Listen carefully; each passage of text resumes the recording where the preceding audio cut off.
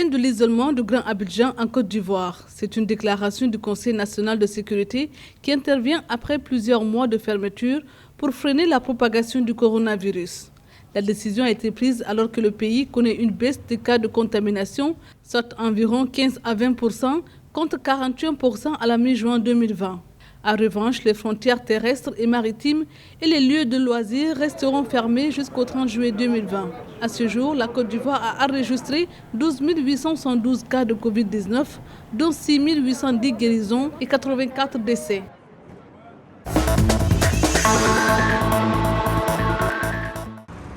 Le gouvernement botswanais a levé l'interdiction sur les rassemblements de masse dans le pays. Des ateliers et des conférences pourront désormais se tenir pourvu que les organisateurs veillent au respect strict des mesures préventives.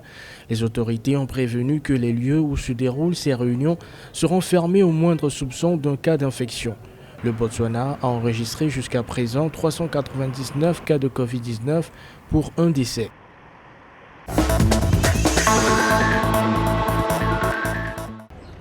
La Tunisie va mettre en quarantaine 1200 passagers en provenance de la France après que 8 cas d'infection au Covid-19 ont été détectés dans le navire. Les autorités tunisiennes trouvent actuellement les lieux appropriés pour placer ces personnes en confinement avant de les décharger du navire au port de la Goulette.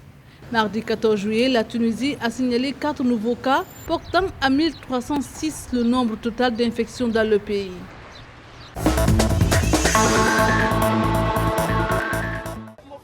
L'industrie horticole du Ghana a perdu 1,6 million de dollars depuis mars 2020 en raison de la pandémie de coronavirus. Une situation attribuée au ralentissement des exportations liées aux restrictions imposées pour limiter la propagation de la pandémie.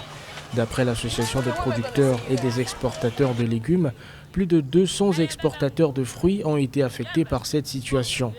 Notons que l'annonce intervient quelques jours après que les acteurs de la filière ont sollicité la mise sur pied d'un dispositif financier pour accroître leurs performances.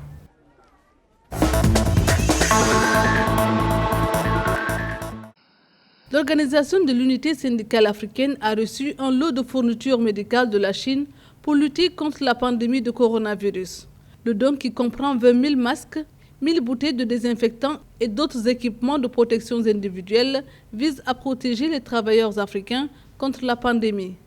Des imprimantes et des ordinateurs portables ont également été distribués aux syndicats de travailleurs à travers le continent afin de les soutenir durant cette période de crise sanitaire.